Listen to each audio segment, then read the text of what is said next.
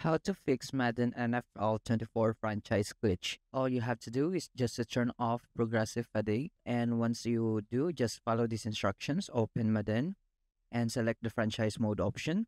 And once you're in franchise mode, go to the settings menu, then find the option for progressive fatigue and turn it off, and save your changes and exit the settings menu. And then just adjust the height and width sliders.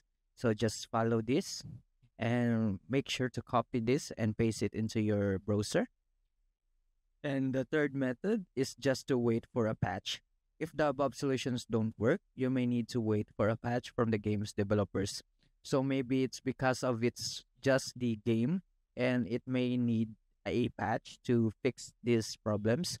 And if everything you failed, you can contact Madden NFL to the core support team, and you can contact it. You can contact it within the app, and that's it.